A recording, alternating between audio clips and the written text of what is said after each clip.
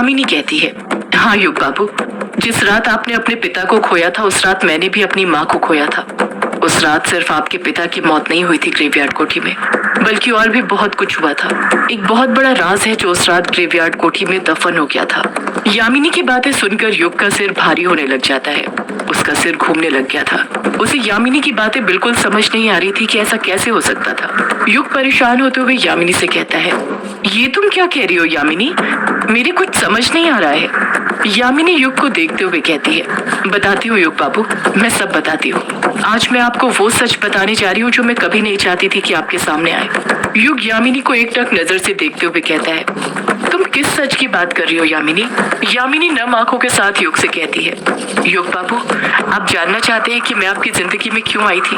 क्यों बार बार आपके इतने करीब आने की कोशिश करती थी? युग खामोशी के साथ यामिनी की बातें सुनते रहता है, पलटकर कुछ नहीं कहता है। ऐसा लग रहा था जैसे यामिनी की बातों ने उसे शब्दहीन कर दिया था। यामिनी अपने दिल पर पत्थर रखते हुए कहती है, युग बाबू, मैं आपकी जिंदगी में इसलिए नहीं आई थी क्योंकि मैं आपसे प्यार करती थी, बल्कि मैं एक मकसद के साथ आपकी जिंदगी में आई थी, और वो मकसद था आपको मारना। मैं आपको मारने आई थी। जिस तरह मैं बाकी मर्दों को शिकार बनाती हूँ उसी तरह आपको भी अपना शिकार बनाने आई थी। युग नम आंखों के साथ ना में अपना सिर हिलाते हुए कहता है, नहीं यामिनी, ये सच नहीं है। तुम फिर से झूठ बोल रही हो ना, मुझे बचाने के लिए, ताकि मैं तुमसे नफरत करूं, तुम्हारा साथ छोड़ दूं।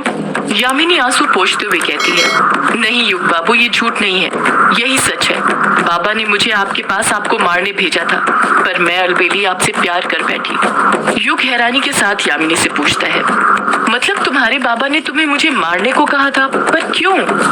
यामिनी जवाब देती है, मुझे नहीं पता युग बाबू।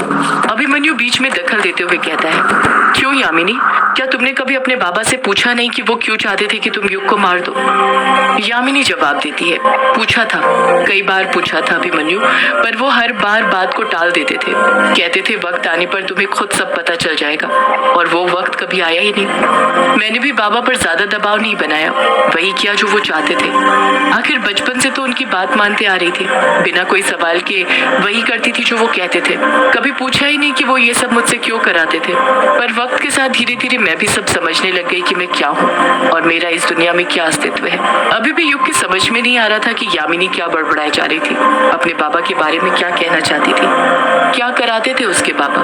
यामिनी बचपन के पलों को याद करते हुए बोल पड़ती है, मुझे तो याद ही नहीं है कि मेरी माँ दिखती कैसी है, पर बाबा कहते थे मैं उन्हीं पर गई हूँ, हूबहू उन्हीं की तरह दिखती हूँ।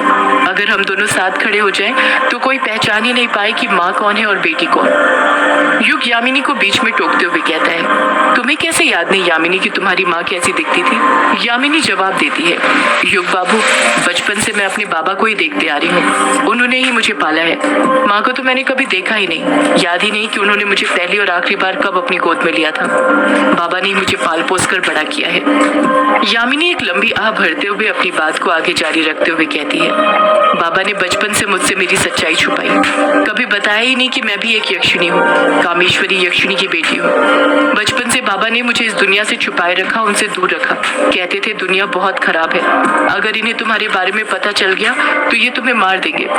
मैं हमेशा सोचती कि बाबा ऐसा क्यों बोलते थे, मुझे भी बाकी की लड़कियों की तरह खेलने क्यों नहीं देते थे। जो उम्र मेरे खेलने की थी उस उम्र में मुझे बाबा मंत्र गढ़ना सिखाते थे, अलग अलग यंत्र बनाना सिखाते थे, युद्ध अभ्यास सिखाते थे। कहते थे कि यही सब है तेरी जिंदगी में जो आगे चलकर तेरे काम आएगा, मैं तुझे तैयार कर रहा हूँ। यामिनी कुछ याद करते हुए कहती है, बचपन में बाबा ने तो मुझसे मेरी सच्चाई छुपाने की कोशिश करी, पर कहते हैं ना, आप अपने गुण को कितना भी छुपाओ वो किसी न किसी रूप में आपके सामने आ ही जाते हैं। मैं छोटी थी तो ऐसा लगता था जैसे नदियां मुझसे बातें कर रही हो।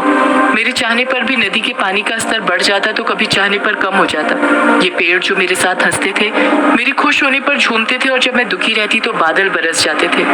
ऐसा लगता था जैसे ये प्रकृति की हर चीज पर मेरा हक हो, मैं उससे जुड़ी हुई हूँ, मैं उनकी मौजूदगी को महसूस करती थी। मैं खुद समझ गई थी कि मैं एक आम लड़की तो नहीं थी, कुछ और ही थी। यामिनी लंबी आह भरते हुए आगे कहती है, बाबा ने भले ही मुझे कभी अपने और माँ के रिश्ते के बारे में नहीं बताया हो कि वो कैसे मिले, उनके बीच क्या कैसे हुआ, पर बाबा माँ के बारे में हमेशा बताते रहते थे, उनकी तारीफों के पुल बांधा करते थे। कहते थे तेरी माँ को भी फूल बहुत पसंद थे। फर्क बस इतना है कि तुझे कमल के फूल पसंद है और उसे चमेली के। उसे भी तेरी तरह प्रकृति से बहुत प्यार था। कोई एक पत्ता भी तोड़ता तो दर्द उसे होता था, पर उसकी ही अच्छाई ने उसे डुबो दिया, जिस कारण हमें छुपकर ऐसे रहना पड़ रहा है। यामिनी कुछ मायूस होते हुए कहती है, सबसे छुप के रहने के कारण मेरा कोई दोस्त ही नहीं बन पाया। दोस्त बने तो वो जुगनू जिससे मुझे शक्तियां मिलती थी। वो जुगनू ही थे जो हमेशा मेरे साथ रहते थे। मेरे दुख के साथ ही मेरे अकेलेपन को उन्होंने अपने साथ बांट लिया था। मैं अक्सर बाबा से बचते हुए ग्रेवयार्ड कोठी के पास पहुंच जाया करती थी। ऐसा लगता था जैसे उस ग्रेवयार्ड कोठी में कोई है जो मुझे पुकार रहा है। वो ग्रेवयार्ड कोठी मुझे अपने पास खींचती थी, जैसे उससे मेरा कोई रिश्ता हो। पर बाबा को जब ये पता चलता कि मैं ग्रेवयार्ड कोठी के पास गई थी तो वो मुझ पर बहुत गुस्सा करते, मुझ पर चिल्लाते, कहते अभी वक्त नहीं आया तेरा वहां पर जाने का। अगर अगली बार ग्रेवयार्ड कोठी के पास गई तो मुझसे बुरा कोई नहीं होगा, समझी? युग, अभिमन्यु और कछुआ तीनों खामोशी के साथ यामिनी की सारी बातें सुन रहे थे। उसका वो दर्द जान रहे थे जो वो बचपन से सहते आ रही थी। उसके दर्द में वो तीनों भी धीरे धीरे शामिल होने लग गए थे। यामिनी आज उन्हें अपनी पूरी कहानी सुनाना चाहती थी, वो कहानी जो उसके सिवा कोई नहीं जानता था। यामिनी अपनी बात को आगे जारी रखते हुए कहती है, जब मैं बड़ी हुई और दुनिया को समझने लग गई तो बाबा और मैंने भी आम जिंदगी शुरू कर दी, पर सतर्क रहकर। बाबा मछलियां पकड़ने जाया करते तो मैं उन मछलियों को बेचा करती। रोंका घाट पर हम दोनों हमारी छोटी सी दुनिया में खुश थे, जिसमें बाबा और मैं थे। बाबा हमेशा कहते थे, शाम होते ही घर आ जाया कर, रात में मत भटका कर, जैसे उन्हें किसी चीज का डर हो। बाबा का बस चलता तो वो कभी मुझे मेरी सच्चाई बताते ही नहीं। पर जैसे जैसे मेरी उम्र बढ़ती जा रही थी, एक बहुत बड़ी सच्चाई मेरा इंतजार कर रही थी, जिसका मुझे सामना करना था। अचानक से यामिनी घबराने लग जाती है, जैसे अभी भी वो खौफ के पल उसकी आंखों के सामने गुजर रहे हो। यामिनी कुछ हिचकिचाते हुए कहती है, मेरी सिर्फ उम्र ही नहीं बढ़ रही थी, बल्कि मेरे अंदर की काली शक्तियां भी बढ़ रही थी, जिसका एहसास मुझे मेरी चोटी से होने लग गया था। मेरी चोटी हद से ज्यादा बड़ी हो गई थी। मुझे मेरे अंदर काली शक्तियों का एहसास होने लग गया था। खून देखते मेरा मन मचलने लग जाया करता था, उसे पीने का मन करता था, हर मर्द के करीब जाने का मन करता था, उसे छूने का मन करता था। बाबा को मेरे हाव भाव देखकर ही पता चल गया था कि अब सच्चाई बताने का वक्त आ गया था। और फिर उन्होंने मुझे वो बातें बताई जो शायद मुझे कभी नहीं जानना चाहिए था। मैं आज भी सोचती हूँ, काश वो बातें बाबा ने मुझे बताई नहीं होती। वो दिन मेरी जिंदगी में आया ही नहीं होता तो आज मैं और बाबा साथ में होते और हमारी वही पुरानी खुशहाल जिंदगी बिता रहे होते। इतना कहकर यामिनी चुप हो जाती है। युग तुरंत अगले पल पूछता है, तुम्हारे बाबा ने तुम्हें क्या बताया यामिनी? यामिनी एक लंबी आह भरते हुए कहती है, बाबा ने मुझे मेरी माँ के बारे में बताया। उन्होंने बताया कि वो कामेश्वरी यक्षिणी थी, जिसे एक अभिशाप मिला था, जिसके कारण वो डायन बन गई थी। और कामेश्वरी यक्षिणी की बेटी होने के कारण वो अभिशाप मुझे लगा है।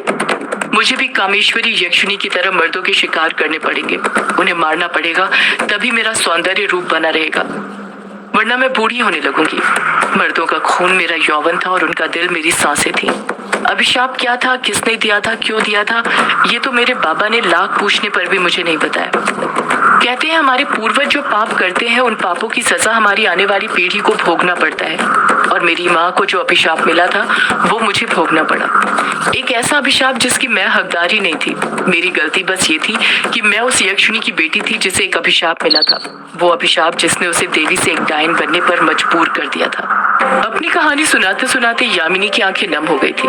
सिर्फ यामिनी की नहीं, वहां पर मौजूद युग, कछुआ और अभिमन्यु की भी आंखें नम हो गई थी। अब तो अभिमन्यु के दिल में भी यामिनी के लिए हमदर्दी पैदा हो गई थी।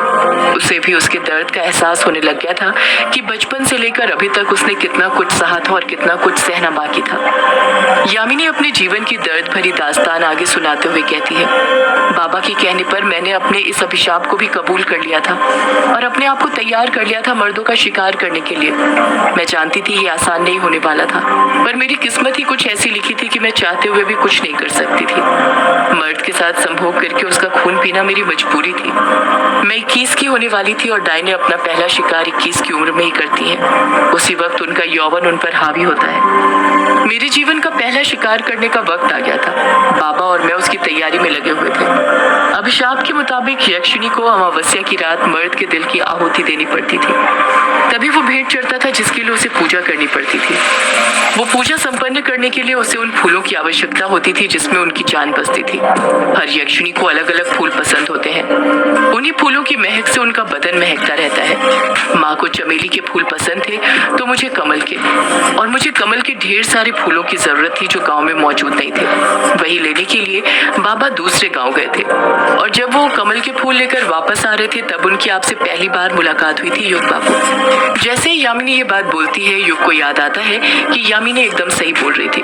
उस रात जब युग रज्जन से ट्रेन में मिला था तो युग ने रज्जन के पास एक सफेद झोला देखा था जिसमें ढेर सारे कमल के फूल रखे हुए थे, और जब उसने उससे पूछा था कि वो इसका क्या करेगा तो रज्जन ने कहा भी था कि अमावस्या आ रही है और उसे पूजा की तैयारी करनी है।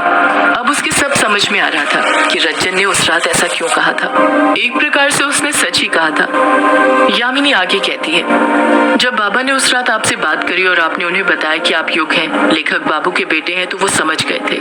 ग्रेवयार्ड कोठी के वापस खुलने का वक्त हो गया था। उस दरवाजे को उन 3 धर्म गुरुओं ने अपनी दैवीय शक्ति से बंद किया था, जिस कारण मैं और बाबा उसके पास भी नहीं जा पा रहे थे। तो खोलना तो दूर की बात थी। युग मन में सोचता है, मतलब उस रात यामिनी के बाबा ने जो 3 धर्म गुरुओं वाली बात बताई थी वो भी सच है, कोई कहानी नहीं। यामिनी फिर कहती है, बाबा ने जानबूझकर आपको यक्षिणी के बारे में बताया था। ग्रेवयार्ड कोठी के दरवाजे को खोलने से मना किया क्योंकि वो जानते थे जिस चीज के लिए वो मना करेंगे आप वही करेंगे। जब बाबा घर आए तो उन्होंने बताया कि उन्हें अमावस्या की रात किसे अपना शिकार बनाना है वो मिल गया है, और वो कोई और नहीं बल्कि आप थे। बाबा ने मुझे आपको अपना पहला शिकार बनाने के लिए कहा था और मैं भी तैयार हो गई थी। बाबा का कहना कैसे टाल सकती थी। यामिनी एक लंबी आह भरते हुए कहती है, मैं इंतजार में बैठी थी कि कब आप ग्रेवयार्ड कोठी से बाहर निकले और कब मैं आपको अपना शिकार बनाऊं, पर फिर आप दिन में बाहर निकले बल्लू काका के साथ, इसलिए मैं कुछ नहीं कर पाई। पर फिर रात को आप मुझे घाट पर फिर दिखे। उस नदी में उफान मैंने ही लाया था अपनी शक्तियों से, ताकि नदी पार करने के लिए आप मेरी मदद मांगे, और फिर जैसा मैं चाहती थी ठीक वैसा ही हुआ। आपको याद है आप नाव में ही बेहोश हो गए थे। युग कहता है कुछ नहीं, बस हाँ में अपना सिर हिला देता है।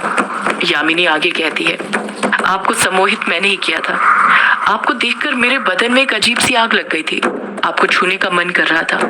मैं तो उसी रात आपके साथ संभोग करके आपको मारने वाली थी, पर जब मैंने आपकी शर्ट के बटन खोला तो देखा आपके गले में एक लॉकेट था, जिस कारण मैं आपको कुछ नहीं कर पा रही थी। यामिनी की बात सुनकर अभिमन्यु मन में सोचने लग जाता है, वो लॉकेट तो उसकी माँ ने दिया था। इसका मतलब ये हुआ कि सिर्फ अनुराग अंकल ही नहीं बल्कि चित्रा आंटी को भी यक्षिणी के बारे में बहुत कुछ पता था। वो जानती थी कि युग को यक्षिणी से खतरा है, तभी उन्होंने उसके गले में वो लॉकेट पहनाया था।